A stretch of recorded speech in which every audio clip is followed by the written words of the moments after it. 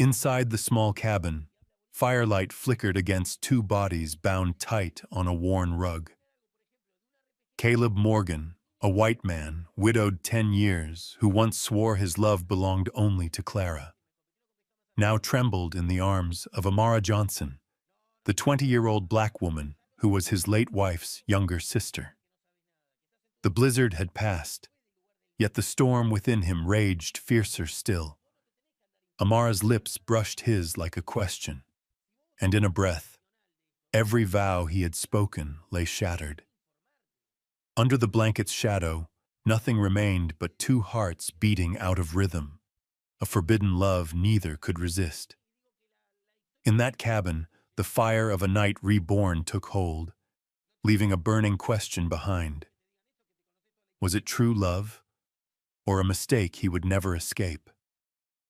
Caleb Morgan sat alone in his log cabin, the oil lamp flickering across a face weathered by sun and wind. On the table lay a crumpled envelope, its edges stained with damp. He turned it in his hands, hesitating as if the thin paper held a hidden blade. For 10 years he had never read a letter from the Bennett family, his late wife's kin. Their words had been cold inquiries or sharp reproaches. Why had he let Clara die in that snowstorm?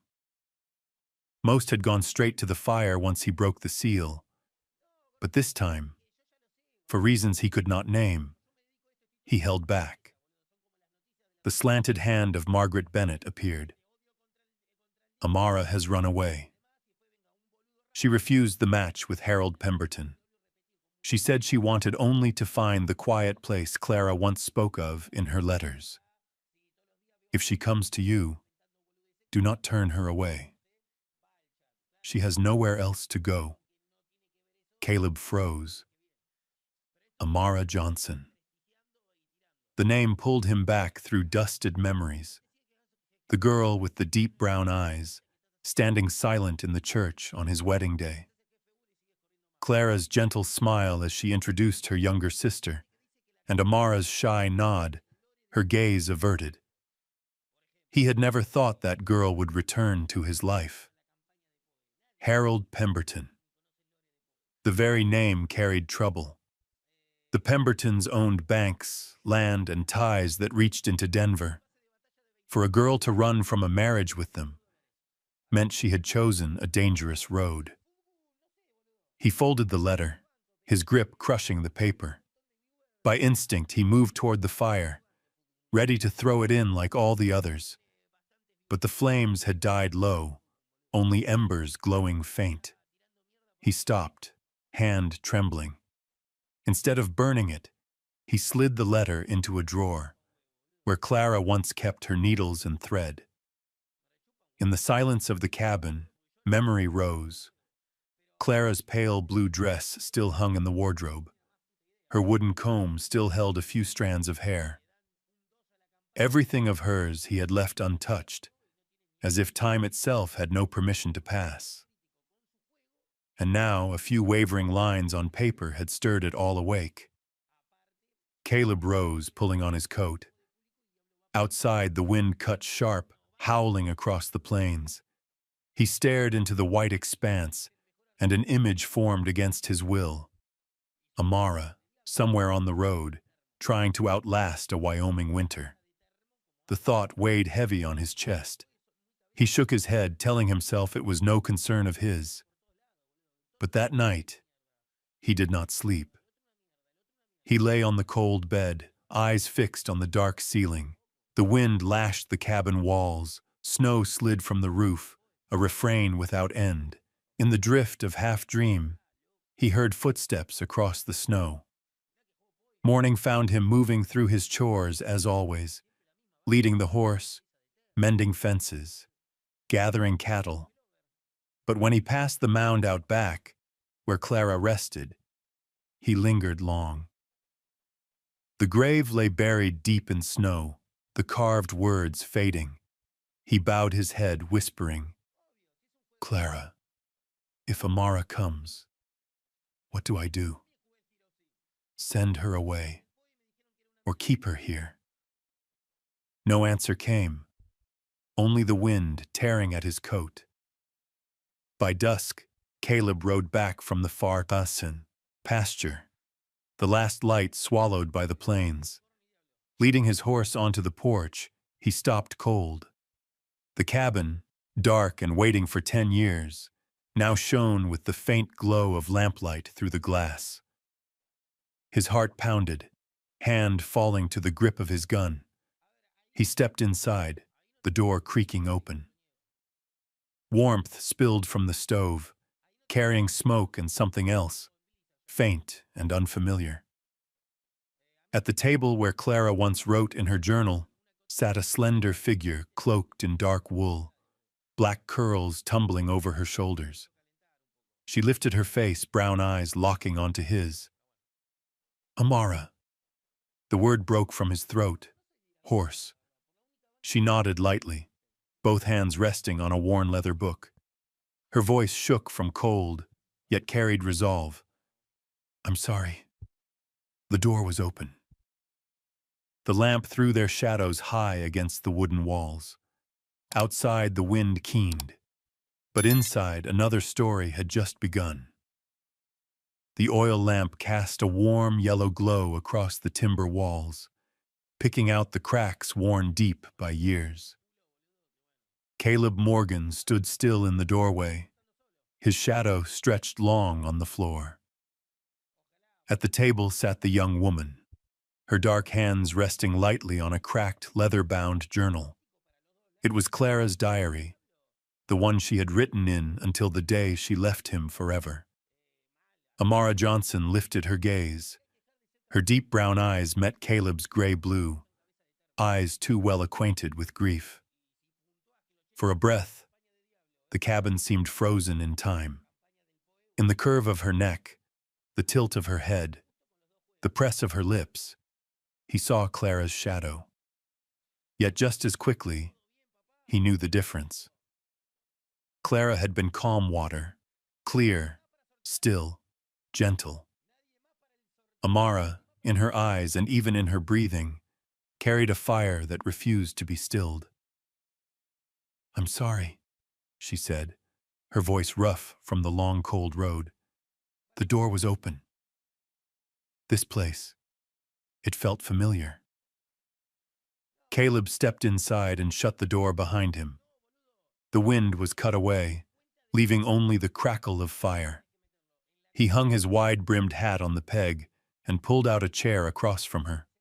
For a long while, neither spoke. Their eyes stayed locked, each searching for something words could not hold. At last, Amara turned the journal so it lay between them. The page lay open in Clara's steady hand. Wyoming is harsh, but within its harshness lies a peace found nowhere else. Whoever can endure it long enough will find their true home. Amara's eyes softened. She wrote that. And I want to find what she once found. Caleb's hands clenched on the table, veins taut. Part of him longed to send her away at once, shut the door, and let her return to where she belonged. Yet another part, stubborn and restless, could not turn from those eyes, the eyes of a woman who had left behind a city to chase something even he doubted still existed. He rose and moved to the hearth. "The snow's deep tonight. You can stay till morning. After that, we'll see." Amara nodded, drawing the worn cloak tighter. But her eyes did not waver. They were not the eyes of a beggar. They were the eyes of someone who had chosen her road. Morning light broke thin through snow on the roof. The cabin held its warmth from the fire burning all night. Caleb was up early, as always, set to the rhythm of ranch life, the sound of horses in the stalls, the wind along the fence line. But this morning another sound reached him, the clatter of pots, the hiss of boiling water, and a smell that burned sharp. He stepped into the kitchen. Amara stood over the old iron stove, hair unkempt, still wrapped in her cloak but tied with an apron. The sight stopped him. It was familiar, yet strange. Clara had once stood there too, stirring broth, seasoning with a steady hand. But Amara— "What's that smell?" Caleb muttered, his voice low and rough. Amara startled, nearly dropping the ladle. "I thought I'd make porridge," she said, a hint of defiance in her tone. "It seems I overdid it." Smoke rose thick from the pot. Caleb crossed the room, taking the ladle from her hand. Their fingers brushed, rough skin against soft, and a current ran sharp through his spine. Amara froze, her eyes lifting into his, close enough for breath to mingle. For a heartbeat, there was no wind, only the pounding of blood. He pulled away, setting the pot aside and lifting the lid. A charred mess clung to the bottom. From deep in his chest came something he had not felt in years, a dry, sudden laugh. Clara used to say this stove was a stubborn one, but she never burned a pot. Amara planted her hands on her hips, fire sparking in her eyes. "Then I'll learn. I'm not Clara. I'll do it my way." The words struck him. In her fierce stare he glimpsed Clara, but he also knew this was not the gentle woman he had buried. This was Amara. Stubborn, strong, unafraid to defy the world. Or him. Silence held for a few breaths. Caleb bent back to scrape the burnt porridge, his calloused hands steady, efficient. Amara leaned against the table, watching him work. Her gaze burned hot on his back, piercing through the walls he had built for a decade. When he turned, their eyes caught again. Amara didn't flinch. She didn't smile. She simply stood, unyielding. Caleb turned away, heat rising in his ears, a feeling he had forgotten long ago. Outside, the sun crept up over the snowy fields. Inside, the cabin quieted, broken only by the hiss of wood on the fire. Yet both Caleb and Amara knew something had taken root between them. Fragile, undeniable, and impossible to ignore. The first days on the ranch were a trial without end. Amara rose at the crow of the rooster, her eyes heavy from nights unaccustomed to such early hours. She stumbled after Caleb toward the stables, her cloak sweeping over the frozen ground. Every task was foreign. When she tried to start a fire, she sent ash drifting through the kitchen. When she carried a bucket of water, she slipped, flooding the floor. Even something as simple as hauling hay to the horses left a trail of straw scattered from the door to the trough. Caleb watched in silence, only moving behind her to set things right. But Amara did not quit. Each failure met her clenched jaw, straightened back, and a stubborn attempt to try again. Her hands, once meant for needlework and books, blistered red within 2 days. She said nothing, only wrapped them in cloth and kept working. Caleb observed from a distance. He had thought she would leave after the first morning, yet her defiance burned like a flame, troubling and yet drawing him closer. Clara had once adapted easily, slipping into ranch life as if born to it. Amara fought every step, faltered, but never turned back. One morning, Caleb led her into the cattle barn. The warm breath of the herd mingled with the smell of hay and milk. In the pale dawn light, the cows stood quiet, bells clinking soft. "You'll learn to milk today," Caleb said, voice low. Amara sat beside a cow, hands hovering over the empty pail. She stared at the swollen udder, uncertainty plain on her face. "I've never done this." "Try," he told her. Her fingers shook, fumbling against the hide. The cow flicked its tail, restless. No milk fell, only the scrape of the bucket. Sweat gathered on her brow, though the air was cold. Caleb crouched behind her, his shadow falling across her shoulders. Not like that. Use your whole hand, not just the fingers. He laid his rough palm over her small one, his hand enveloping hers. Warmth passed through the thin cloth, making her still.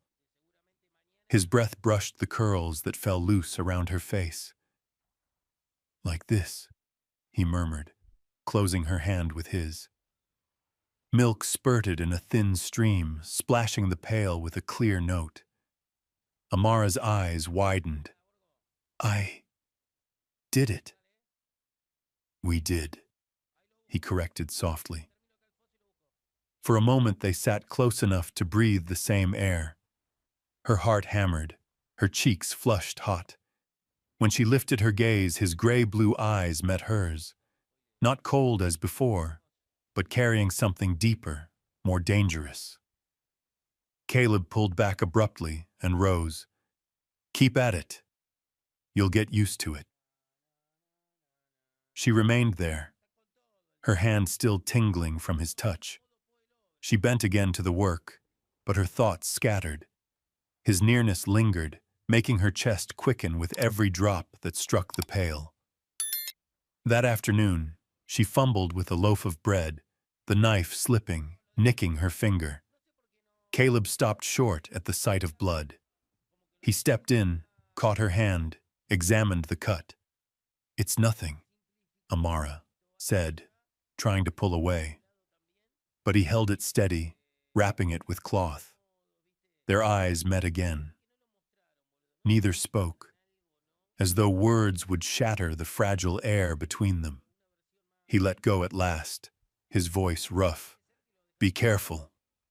She watched him turn, her brown eyes glimmering with both defiance and something unsteady. That night by the fire, Amara drew out Clara's journal. Yet she did not read. She only stroked the worn cover, then closed it. Her gaze lingered on Caleb's back as he mended a bridle in silence. The man before her was no longer just an image from her sister's pages. He was living, breathing, closed off yet carrying cracks she had just begun to touch. Outside, the night froze hard. But inside the cabin, another warmth stirred, not born of the fire, but of small collisions through the day. A hand over a hand, an eye that lingered too long, a breath shared by chance. Winter was tightening its grip on the plains. The sky grew heavier, the wind cut sharper, and the cattle began to huddle in clusters against the cold. Caleb knew the signs well. He walked the fence line, mending brakes, checking the barn roof, fastening tarps against the wind. Amara followed close behind, her new boots slipping on the ice, though she fought to keep her footing. Caleb had told her she needn't come out, that the cabin would be warmer, but she had shaken her head. I won't sit idle. I need to do my share. Day by day, she threw herself into the work. Blistered hands and aching shoulders didn't stop her. She swept the yard, stacked firewood, cut old cloth for rags. When Caleb came back from the far range, he often found her near the stove, clumsy but unyielding. One evening, wind roared fierce, sweeping dry leaves into whirls outside the porch. Caleb pushed open the door, smoke and the smell of half-baked bread drifting in. He stopped short. Before the fire stood Amara, wearing Clara's faded apron. The worn fabric cinched her narrow waist, dusted with flour. The sight made his chest tighten. Past and present overlapped. Clara had once stood there, gentle hands stirring a pot. Now it was Amara, stubborn, strong, alive in a way that left him breathless. He stood still, gloved hand clenched tight. A war rose in him, the vow of loyalty to his dead wife and the pull he could no longer deny. Amara was unaware. She bent over the table, kneading dough. Stray curls slid across her face, damp with heat and sweat. She huffed, tossing her head, but the strands only fell again. Her flour-caked hands were useless. "Caleb," she said, her voice edged with frustration, "could you tie my hair back? My hands are filthy." He startled as though caught. "Me? Yes, unless you'd rather I cook with half my hair in the pot." He hesitated, then stepped slowly forward. Standing behind her, his heart beat out of rhythm. The scent of her hair rose, not Clara's lavender softness, but something else. Cheap soap, wood smoke, and something wholly Amara, earthy, vivid, alive. He gathered a handful of curls, his broad, clumsy fingers drawing them back. Her hair slid through his hand like silk. Caleb had never done this for Clara.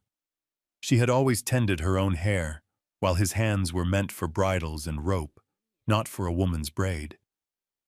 Awkwardly, he twisted the cloth tie. Amara held still, her shoulders trembling faintly, her breath quick beneath his eyes. He leaned closer, knotting it firm. A strand slipped loose at her nape. Without thinking, he brushed it back. The moment lingered longer than it should. Amara's voice was soft, yet clear in the cabin's hush. "Thank you." Caleb stepped back, his hand still tingling with the memory of her hair. He cleared his throat, voice rough. "Best get back to it before it burns." Amara smiled faintly, a flash of light in the dark. Then she turned to the bowl of dough, leaving him standing there, his heart unsteady. Outside, the wind howled. Inside, another storm was gathering, not born of winter, but of the space shrinking between two souls. The snowstorm fell on the plains like a wall of white. Wind howled in waves, driving the cattle into a frenzy. Caleb pulled the reins tight, shouting above the roar, "Push them into the canyon, now!" Amara clung to her saddle, her face raw from the wind, her hair whipped loose. He had motioned more than once for her to turn back, but her dark eyes burned fierce against the winter night, unshaken. Her cry tore through the gale, "I won't leave you alone!" Together they charged on, their horses blurred in the storm. Caleb drove the lead steers, Amara circled wide, voice hoarse as she swung the rope to keep them bunched. In one glance he caught the recklessness in her. Nothing like Clara's gentle calm, but a fire fighting even the storm itself. When at last the herd was driven into the canyon's shelter, Caleb gasped, hands numbed to stone. He turned back and saw Amara staggering, her fingers purple in the cold. He shouted, "Back to the cabin!"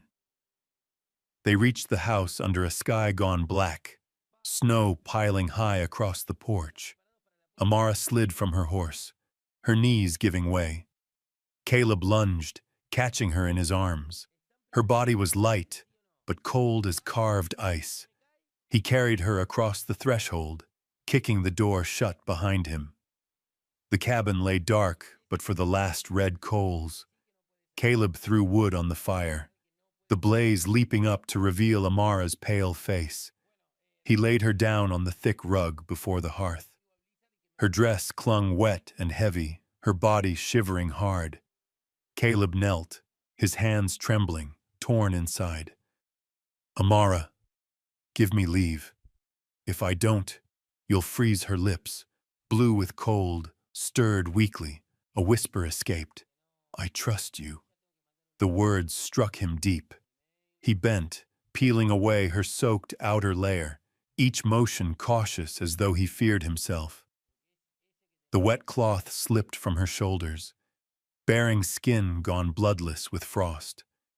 Quickly, he wrapped her in heavy blankets, not daring to let his eyes linger.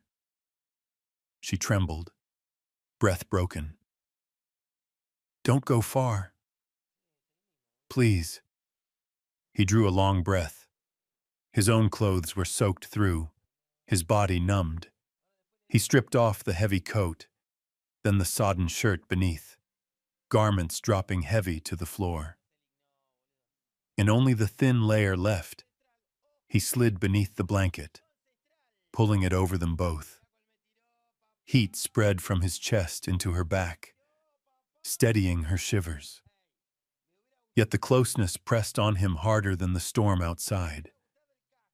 His chest against her spine, his breath stirring her curls. He closed his eyes, fighting for calm. But her scent slipped in. Not Clara's lavender softness, but something else, sharp with soap, smoke, and a warmth that was wholly Amara. His hand tightened on her shoulder, shaking faintly. Memory rose. Clara's last winter, her gentle eyes as they dimmed. He had sworn never to love again.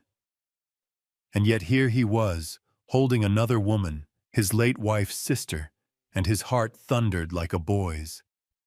Amara turned toward him, her brown eyes wide, catching firelight, her breath fanned hot across his cheek. "I feel safe with you." Caleb went rigid. He longed to halt it, to build distance, but his throat closed. All he could do was look at her, too near, too real. She leaned closer, arms sliding around him. Their breaths mingled, hot against the cold. Her small hand clutched at his back as if to life itself. Caleb felt the defenses of 10 long years break apart. The moment stretched taut, ready to snap. He buried his face in her hair, the scent of smoke and skin rising around him. His voice broke rough. "You'll be all right." "I'm here," Amara's eyes closed, her lips curving in a weary smile. "Don't let me go." Caleb drew the blanket tighter, holding their warmth fast. Outside, the storm raged on. Inside, another storm, silent, fierce, rose in both their chests, impossible to still. After the storm, the prairie lay drowned in silence. Snow stretched so thick and white it seemed the world itself had stopped breathing. Inside the cabin, firelight leapt against the wooden walls, shadows of 2 figures wavering with each crack of the logs. Caleb sat on the bench, elbows on his knees, eyes fixed on the floor. He had never felt so weak. Since last night, since he and Amara had lain beneath the same blanket, their breath mingling. His heart had not found its old rhythm. He knew he stood too close to the edge. Amara stood at the hearth, folding the heavy quilt. Her hair hung damp in loose curls across her shoulders. She looked at him, quiet, but resolute. In just a handful of days, through storm and trial, she had stepped into the hollow Clara left behind. And now he was retreating, like a coward. When Amara crossed the room, Caleb's chest tightened. She stood before him, plain and unafraid. "You're avoiding me," she said, her voice low but clear. He didn't lift his head. "I'm not. You are. You won't meet my eyes. Every time I come near, you turn away." She bent close, her dark gaze locking on the gray he tried to hide. "Is it because of Clara?" Her name fell into the cabin like a blade to the heart. Caleb flinched, then bowed his head slowly. "I am guilty. Guilty to Clara, to you, to myself. I swore I would love only her." To the end, Amara shook her head, firelight sparking in her eyes. "She loved you with all she had. But she's gone. You keep the vow, but bury yourself alive in the keeping. If Clara could see you, she would never want this. Caleb said nothing, breath heavy in the silence. Amara laid her trembling fingers over his, warmth pressing into his rough hand. Let me care for you. Not as her, not in her place. As me, Amara, loving you in my own way. He lifted his eyes, meeting hers. There was no pity there, no shadow of comparison, only a stubborn, open love, burning like fire against the snow. He could resist no longer. Amara leaned in. Her lips brushed his. A question. Light as a feather. Caleb shuddered. And then all that he had held back for 10 long years broke loose. His arms crushed her to him, answering the kiss with hunger long buried. That first kiss was trembling, yet fierce. The taste of smoke, the thaw of snow, the living scent of her hair blended into something that drowned the past. Amara gasped, her hands sliding under his shirt, nails pressing into scarred skin. Caleb whispered between ragged breaths, I'd forgotten this. I thought I'd never feel it again. Then remember, she answered, her lips brushing his ear. Let me be the one to bring it back. They fell together onto the rug before the fire, their faces washed in red glow, their shadows tangled high upon the walls. Caleb brushed curls from her brow, his hands clumsy, trembling. He searched her eyes, desperate to know this was real. I'm afraid, he breathed. I'm not, she whispered back, her breath on his. Don't think. Just feel. Their kiss deepened, shaky at first, then burning hotter. Amara clutched at his shoulders, holding fast. Caleb's rough hand slid down her back, pausing at her waist, drawing her close against him. His heartbeat hammered, wild in his chest. Her breath came quick, their warmth banishing the last cold from their skin. Each touch, each grasp, wiped away the gray years of loneliness. Caleb pulled the blanket over them, shutting out the light, shutting out the past. In that small, dark world, there was nothing but each other, mismatched heartbeats, gasping breaths, whispers that sounded like confessions. He murmured her name, breaking like prayer. Amara pressed her mouth to his again, deeper, fiercer, vowing in silence she would not let him return to the shadows. That night, Caleb let go of the vow that had chained him to grief, and Amara, held in the fire of his arms, found the first true shelter for her heart. The fire on the hearth flickered, but the blaze of their love burned brighter, making them alive again, whole and wanting. When the flames fell to embers, they lay wrapped together still. Amara pressed her cheek against his chest, listening to the steady thrum of his heart. Caleb held her tight, as though letting go would make it vanish. His voice rasped, You saved me from myself. Amara smiled, her eyes drifting shut. No, I only reminded you your heart still knows how to love. Outside, snow fell heavier, smothering the prairie in silence. But inside the cabin, a new fire had been lit, the fire of desire, of love, and of rebirth. Dawn came quietly. After the storm, the prairie lay white as a new sheet of cloth, smooth enough to seem unreal. Inside the cabin, the warmth of the fire still lingered, and Amara slept under the blanket, her breath even, her face at peace after the long night. Caleb rose first. He pulled on his shirt, walked to the table, and poured himself a cup of strong black coffee. The bitter taste bit his tongue, but it could not wash away the weight pressing on his chest. On the hearth sat the old photograph of Clara, his late wife with her soft brown eyes and her smile gentle as spring wind. Caleb stared, his heart constricting. Last night he had let himself be swept away, by warmth, by desire, by the presence of another woman. And that woman was Clara's sister. His fingers shook as they touched the worn wood of the frame. A whisper escaped, rough and broken. "I betrayed you, Clara." For a moment he thought he saw her, sitting in this kitchen, tilting her head, looking at him with sorrow and reproach. The vision crushed his breath, bent him low over the table, his hands gripping the cup tight. He knew Amara was not at fault. She had only offered her love, honest and proud. But he had yielded, letting desire take the lead. 10 years he had kept faith, only to see his vow undone in a single night.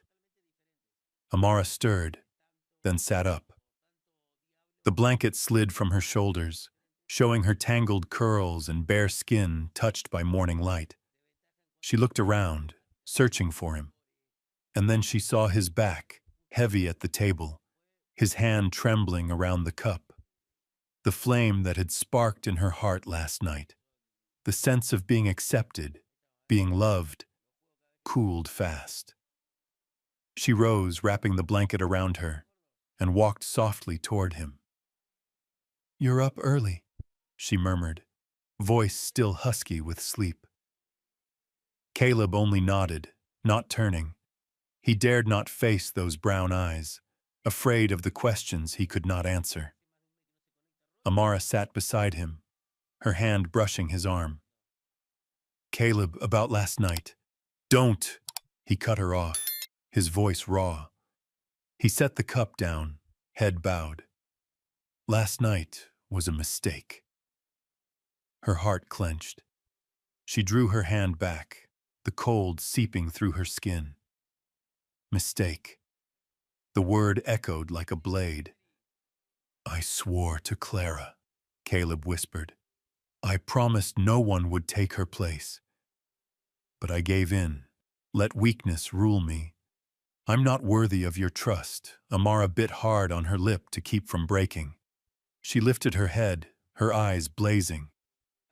"So everything I gave you was only Clara's shadow?" Caleb stayed silent. He longed to say no, to deny it, to pull her close and beg forgiveness. But the vow at the graveside, the years of memory, bound him tight. No words came. Silence thickened. Slowly, Amara stood, pulling the blanket tighter around her. "I thought you saw me. Not Clara, not the past. Me, Amara. But perhaps I was wrong."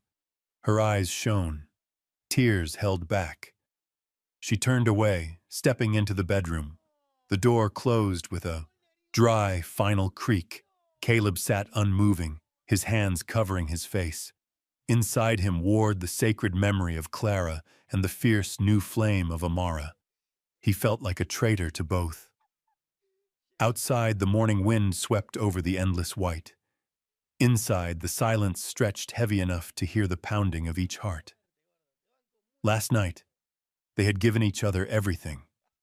But by morning, an unseen wall stood between them, built from the ghost of the past and the weight of his doubt. The air inside the cabin lay heavy as a wet blanket, pressing down on every breath. Since that bitter morning, Caleb had grown quieter still. He busied himself with harness straps and firewood, giving Amara only a few curt words. "I'm going into town. I'll be back before nightfall." Amara nodded, though sorrow flickered in her eyes. She wanted to speak, to ask him to stay, but her lips pressed tight instead. Caleb pulled on his coat, set his hat, and stepped out. His figure vanished into the snow, leaving the cabin in silence. Amara lingered at the hearth, staring at Clara's photograph. The question gnawed at her. Would she always be only a shadow? The pain curled inside her, but so too a quiet resolve. Whether Caleb saw it or not, she would prove she belonged here. By late afternoon, dim light fell across the prairie. Amara was stacking wood near the stove when hoofbeats sounded outside. Her heart leapt. Caleb, back early? But no.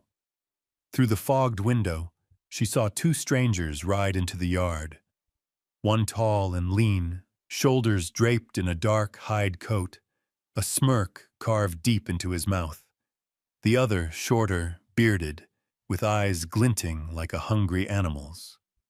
Before she could move, a knock rattled the door. "Anyone home?" the tall one called, his voice stretched with false sweetness. Amara held her breath, silent. "We just need water for the horses, miss," the bearded one added, his tone sly. A fist slammed the wood, hinges groaning. Amara stumbled back, heart pounding. Caleb's words echoed in her mind. "If there's trouble, the Winchester's on the shelf." She turned, her trembling hand finding the rifle's cold steel. She had never fired a gun, yet now it was the only thing between her and ruin. The door burst open. They stepped inside, stinking of sweat and whiskey. The tall one squinted, feigning a bow. "Well, well. Prettier than we thought." His gaze swept her body, bile rising in her throat. The bearded one laughed, tipping his hat. "Where's your man, sweetheart? Or are you all alone here?" Amara drew a breath, raising the Winchester. Her voice shook, but steel rang through it. "Back away. I'll shoot." They froze, then burst into laughter. "Girl, you know how to use that thing? Or you aiming to scare us with those shaking hands?" Her teeth clenched. She steadied her grip, recalling Caleb's sure stance. She cocked the lever, click, the sound sharp in the room. The tall man sneered, but his steps slowed. "You could fire, but your chances of walking away ain't much." Amara leveled the barrel, her pulse hammering. Cold sweat trickled down her temple. The man lunged, reaching for the gun's muzzle, when hoofbeats thundered outside. The door swung wide. Caleb filled the frame, his Colt drawn, eyes hard as iron. "Drop it," he said, voice flat, deadly. Both men stiffened. The bearded one whipped a knife from his belt, but before he moved, a shot cracked. The bullet struck the oomtson, floor at his boots, chips of wood flying. "Next one," Caleb growled, "goes through your skull." The tall one raised his hands. "We just wanted water. Get out, before I bury you in the snow." The fire in Caleb's eyes drove them back. They stumbled into the yard, spurred their horses, and were gone in a spray of snow. Silence returned. Amara sagged, the Winchester heavy as stone in her hands, draining every ounce of strength. She dropped into a chair, trembling. Caleb stepped close, his gaze steady on hers. "You held them square." "But I didn't fire," she whispered. "You didn't have to," he answered low. "They saw it in your eyes, that you would." Her dark eyes lifted, glimmering. "I was terrified." "Courage isn't the absence of fear," Caleb said, his hand resting on her shoulder. "It's standing your ground anyway." In that moment, the wall between them cracked. Caleb saw her clearly, not as Clara's ghost, nor as a fragile shadow, but as herself, fierce, trembling, and brave. The firelight danced over their joined hands, and for the first time, Caleb knew. Amara was no longer a stranger in his home. She was becoming part of his life, impossible to deny. The cabin door shut, cutting off the bitter wind. Inside lingered the smell of gunpowder, melting snow, and ragged breath. Amara sank into a chair, her hands still trembling, her eyes haunted by what had just passed. Caleb set his revolver back on the rack and turned. He saw her small shoulders shaking, her hands clutched at her skirt. Regret, fear, and tenderness rose in him at once, and he crossed the room in quick strides. Without a word, he pulled her into his arms. His embrace was tight, as if he could crush away the fear still clinging to her. Amara pressed her face to his chest, hearing the strong, uneven beat of his heart, the sound of his unrest. "You did well," he whispered. "If I'd been any later," she flinched, stopping his words. "But you weren't. You came in time." They held each other in silence. Slowly, warmth shifted into something else. Amara lifted her face.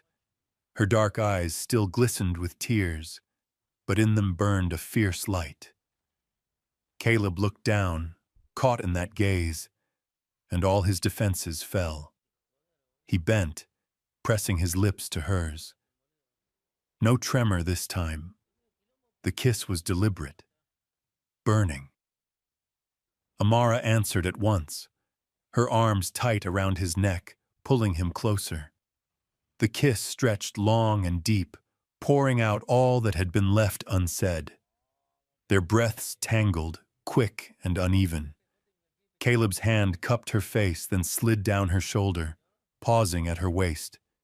His touch quivered, but he did not pull back. Amara leaned into him, her whole body against his chest, yielding to his rough fingers tracing lightly. A sigh escaped her, husky, half longing, half surrender. Caleb held her tighter, as though she might vanish if he let go. For that moment, nothing else existed. The blanket on the floor, the fire's glow, the pounding of two hearts. He kissed her throat, their fingers laced tight. Amara whispered his name, soft as prayer. Then suddenly, Caleb froze.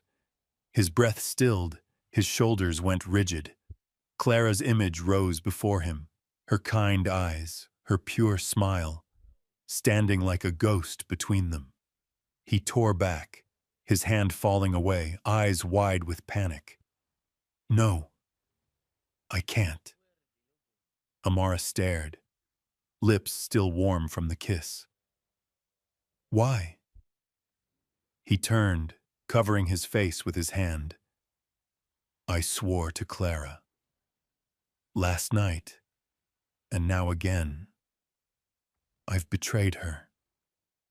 I can't keep on," his words cut like a knife. Amara's chest ached sharp. She stepped back, her voice shaking but hard. "So no matter who I am, I'll always stand in her shadow." Caleb stayed silent. No denial, no plea. Tears spilled hot down Amara's cheeks. "I thought you saw me." "But you only see the past." The silence in the cabin thickened, crushing. Outside, the wind whistled through the cracks. Inside, two hearts beat wild, divided by the memory of the dead. Amara wrapped the blanket tight, retreating toward the bedroom. The door closed with a dry, final creak. Caleb stood in the empty room, fists clenched, eyes hollow. The kiss still burned on his lips, but inside lay a pit of guilt. The fire snapped and glowed, but the two within the cabin had lost each other, trapped between memory and the present. A gray morning settled over the plains.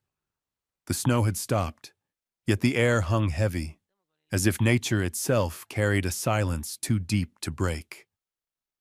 Inside the cabin, Amara sat at the wooden table. The oil lamp flickered over a blank sheet. Her hand trembled around the pen, but her eyes stayed steady. "Caleb," she wrote, "I tried. I believed love could open your heart. But I see now, you still belong to Clara, and I remain her shadow.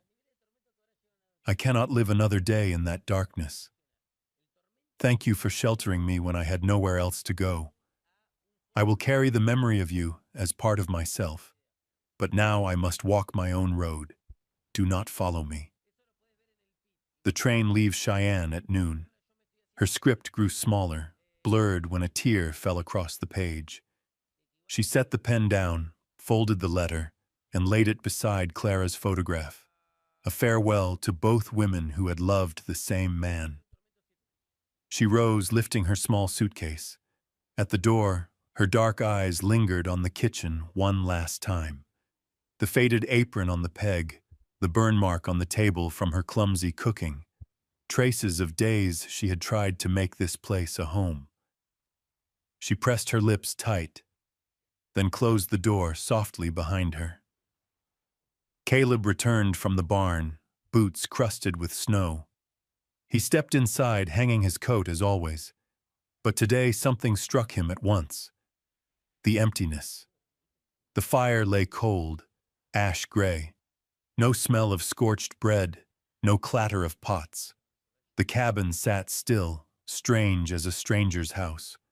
On the table lay the folded note. His heart thundered as he opened it. Amara's words cut like hammer blows. By the end, his hands shook so hard, the paper slipped away. He dropped into a chair, his head in his hands. Empty. The cabin felt as it had for 10 years. Only him, only Clara's ghost in the frame. But this time the solitude was heavier, for he had just lost something alive, warm, and perhaps his last chance. He stepped into the kitchen, touched the apron Amara had worn. Her tousled hair, flour-stained hands, stubborn laughter at a ruined pot. All rushed back, stabbing him sharp. His eyes fell on Clara's portrait. In that moment her gaze held no reproach, only sorrow. And in his mind, her voice rose. Don't let my ghost take her from you. The words struck him like lightning. If he did nothing, Amara would be gone forever. There would be no second chance. He sprang to his feet, pulling on his heavy coat. The horse stood ready in the barn. Caleb strode to the porch, the morning wind cutting his face, cold and fierce. But inside him burned only one thought: reach Cheyenne before the train left. He gripped the reins hard and swung into the saddle. The horse screamed and leapt, hooves pounding the frozen earth. Across the wide plains, the rhythm of hooves echoed like a war drum. Caleb bent low, wind whipping his face, his eyes unblinking. For the first time in 10 years, he knew what he wanted. Not the ghost of the past, but a living woman waiting, if hope had not yet fled. Behind him, the oil lamp flickered faintly, casting yellow light over the letter left open. The reply to those words was not in ink, but in the resolve of a man finally awakened. And out on the snowbound land, his horse thundered toward Cheyenne.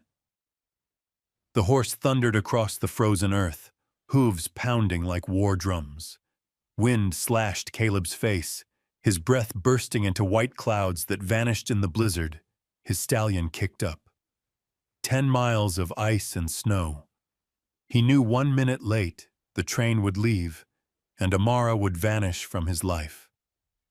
The thought drove him harder. He leaned low, reins tight, urging the animal faster, reckless against the slick ground and biting cold. Flashes of her haunted him. Amara fumbling in the kitchen, her wild curls tumbling when she laughed, the fire in her eyes when she lifted the Winchester, and that kiss, half given, half stolen, burning and unfinished. Each memory lashed him forward like a whip. Through the mist, Cheyenne Station appeared. Smoke billowed from the waiting engine. The long whistle shrieked, slicing the sky like a call of farewell.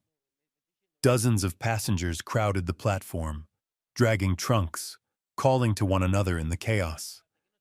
Amara stood among them, her dark cloak drawn tight.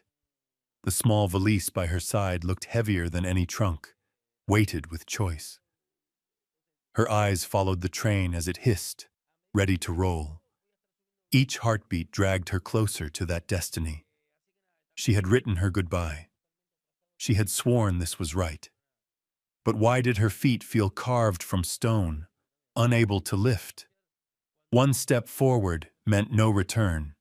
One step back meant surrendering to a man bound in ghosts. Hoofbeats shattered the clamor. Heads turned. Out of the blowing snow, Caleb appeared, cloak snapping, eyes fierce as steel. His horse lunged onto the platform, skidding to a halt in a storm of breath and steam. Amara's heart slammed so hard it stole her breath. Caleb leapt down, boots striking the planks. He pushed through the crowd, straight toward her. Stopping just short, he thrust out his calloused hand, trembling yet firm. "Amara," his voice rasped, loud enough to drown the whistle. "Come home with me." She froze, torn between the open hand and the smoking engine. The world split in two. The safe path of leaving, or the man before her. Torn by ghosts, yet burning with life. "Caleb," her voice shook. "And Clara? What of your vow?" Pain flickered in his gray eyes, then gave way to fire. "I kept it 10 years, but a vow cannot bring her back. It only buried me alive, and now it's burying you." He stepped closer, hand still out. "I don't want to lose you. I don't want another morning in an empty kitchen knowing I let you go, Amara. You are the breath, the life I need." The whistle screamed again. The conductor bellowed, "All aboard!" Train departing. Amara gasped, tears spilling hot. She turned from the grinding wheels back to him. For the first time, she saw herself in his gaze. Not Clara's shadow, but Amara, flesh and soul. Her heart cried out. Her hand lifted, trembling, and fell into his rough palm. Caleb closed his grip, pulling her into his arms. Behind them, the train shrieked and rolled, iron wheels, screaming against the rails. But the world held only the two of them, clinging in the storm of smoke and snow. Some passengers smiled, others shook their heads. It didn't matter. For Caleb and Amara, time had stopped. He bent close, whispering in her ear, "Thank you for choosing me." She closed her eyes, tears blending with a trembling smile. "I chose myself, and myself is choosing you." Behind them, the train left the station, carrying others toward distant lands. But on the platform of Cheyenne, two figures stood locked together, facing the white horizon where the wind howled, and where a new beginning had just been chosen. On a hillside at the end of the valley, where the wind never ceased, and winter's snow melted slower than anywhere else, a small plot of ground lay within a rough wooden fence. There a modest headstone rested in silence. Clara Morgan, 1864 to 1877. Caleb led Amara up the damp slope, his hand clasping hers. The sky was pale gray, clouds drifting slow as if unwilling to disturb the quiet. At the grave, Caleb released her hand and stood tall, eyes fixed on the letters weathered by rain and wind. He knelt, his rough fingers pressed against the cold stone. "Clara," his voice rasped, breaking like the wind. "I kept my vow to you for 10 long years. I lived with your memory, kept the house just as you left it. But time, it has not given you back to me. It has only taken more. He stopped, drawing a deep breath. Beside him, Amara knelt too, laying down a small bundle of wildflowers gathered from the roadside. The purple petals trembled in the wind, fragile yet stubborn. Amara spoke softly. "Sister Clara, I cannot replace you. I do not wish to, but I love him. I love him with all that I am, and if you allow it, I ask to stay by his side, to care for him as once I cared for you." Caleb turned to her, his eyes glinting with a mix of pain and gratitude. Then he faced the grave again. "I ask you, let me live on. Let me love again, not to forget you, but so the part of me that remains will not wither in loneliness." The wind stirred, carrying off a few dried petals. In that moment, both felt as though Clara was listening, smiling from some distant place. The next day, they held a small wedding, plain like the land itself. No fine gown, no crowded church, only an old preacher passing through town, a crown of wildflowers in Amara's hair, and vows whispered beneath the cabin's porch. Caleb wore his best coat, Amara a simple beige dress. They stood in the light of afternoon, golden beams falling across the worn wooden floor. The preacher asked, voice steady though quiet, "Caleb Morgan, do you promise to take her hand, to walk through winter and summer, in joy and in sorrow, in health and in sickness?" His gray eyes locked on Amara, rough with emotion. "I do." "And you, Amara Johnson, do you promise to stand with him all your days, not as your sister's shadow, but as yourself, the woman he has chosen?" Her dark eyes shone, a tear slipping free, though her smile held steady. "I do." Their hands tightened, fingers entwining like two streams at last converging. Outside, the wind still blew, but within the cabin, a new chapter began. That night, Caleb sat on the porch, Amara leaning against his shoulder. Darkness blanketed the meadow below, while stars glimmered bright above. He turned to her, whispering, "I never thought I'd see this day." She gripped his hand tighter, answering softly, "We've lost too much not to cherish it now. So let's hold it fast." Caleb nodded, eyes lifting back to the heavens. For the first time in 10 years, he no longer saw Clara's ghost in the stars. He saw only the present, saw Amara, warm and alive beside him. A new promise had been carved, not in stone but in their hearts. Winter drifted slowly away, leaving streaks of melting ice along the hillside.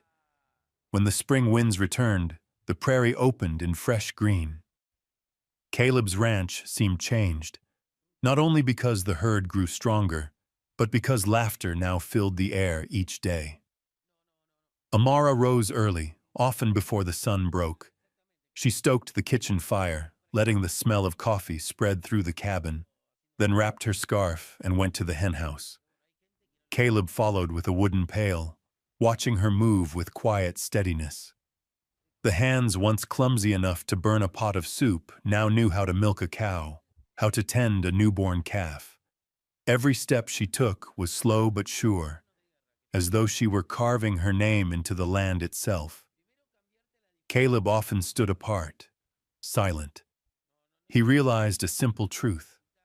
This house, once a tomb for memory, had become a real home, not because of timber or roof, but because of the living breath of the woman who walked within it. One noon, after driving the herd back, Caleb entered the kitchen. Amara was bent over the table, hair tumbling loose, humming an old work song. He leaned against the doorframe, his chest softening. She looked up, caught his gaze, and flushed. "If you keep staring like that, who'll tend your cattle?" Caleb stepped closer. rare smile tugging at his mouth. The cattle can wait. You cannot.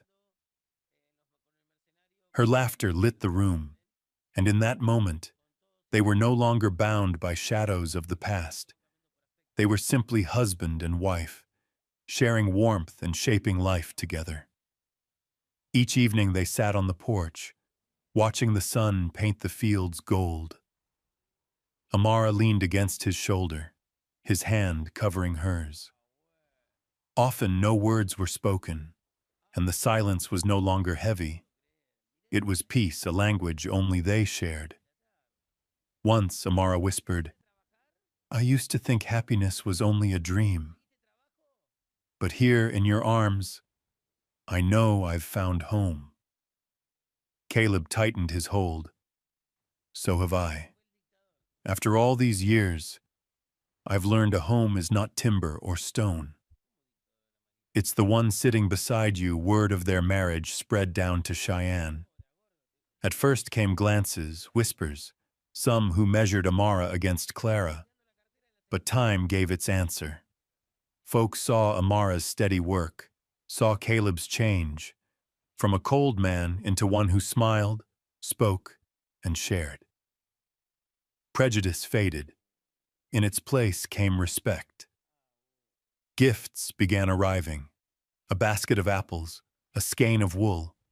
Children ran across the yard, calling her auntie. And one day, Caleb realized their cabin had opened not just to them, but to a community. On a late spring night, while the wind still carried chill, Amara lit the oil lamp. They shared warm bread at the wooden table. On the wall, Clara's picture remained, no longer a ghost, but a memory kept with honor. Caleb raised his cup, eyes fixed on Amara's. "I thought my life had ended, but you've taught me to live again. You are my true home." Her smile trembled with quiet joy. She reached across, clasping his hand. "And you are the road I chose, not to flee, but to return." The oil lamp flickered, casting its glow over their faces. Outside, the wind still swept across the prairie. Inside, a home had been found, no longer haunted, no longer borrowed, but real. As the seasons turned, the rhythm of their life grew steady. Spring brought calves to the pasture, summer baked the hills in gold, and autumn filled their cellar with jars of preserves Amara had learned to make with stubborn patience. Caleb often caught himself pausing in the midst of work, struck by the sight of her bending over the garden rows, her laughter carried on the wind, her voice scolding chickens as though they were children. One evening after a long day, he found her sitting on the porch, mending his shirt by lamplight. The needle flashed in and out, steady despite her tired hands. He sat beside her, leaning against the post. For a long while neither spoke, until Caleb said quietly, "I never thought I'd see this again. Someone waiting for me at the end of a day." Amara set the needle aside, slipping her hand into his. "You are not meant to walk through this life alone, Caleb. None of us are." Winter returned, softer this time. Snow lay deep across the ranch, but the cabin was warm with more than firewood. Friends from Cheyenne came often, bringing news, laughter, and sometimes staying the night when the drifts grew too high. Amara's bread and Caleb's stories around the fire filled the room with a comfort no storm could smother. One Sunday, as they drove the wagon into town for supplies, Amara noticed how folks greeted them now. Hats tipped, smiles offered. Even those who had once whispered behind their backs now waved without hesitation. She squeezed Caleb's arm, whispering, "Do you see? This place is learning what we already knew, that a home is built by love, not by rules." Caleb nodded, the rare curve of his smile answering hers. That night, as stars pierced the wide Wyoming sky, Caleb lay awake, listening to Amara's breathing beside him. He thought of the years he had spent shackled to silence, chained to memories. And then he thought of now, the warmth of her hand across his chest, the steadiness she brought to his restless soul. The past had not been erased, but it no longer ruled him. The cabin on the hill stood as it always had, weathered against the wind. Yet for the first time, it was alive. Its beams and rafters echoed with laughter, with song, with the quiet strength of two hearts that had chosen each other. Caleb closed his eyes, certain of one thing. He was home, truly home, at last. And so their story ended not with gunfire or storm, but with the quiet of an evening porch, a cabin where two once broken hearts had found each other. From loss, they learned to love again. From loneliness, they built a family. A true home is not in stone or land, but in the hand waiting to hold yours when the nights turn cold. Looking back, we see that love never comes too late. It may arrive after long winters, through doors we thought forever closed. And when we dare to open our hearts, the past is no chain, but soil from which the present grows. If this story has touched you, we invite you to share your own cherished memory or lesson of love in the comments. And don't forget to like and subscribe so we can continue bringing you more Wild West love stories. Because sometimes, hearing just one story can make the heart feel young again.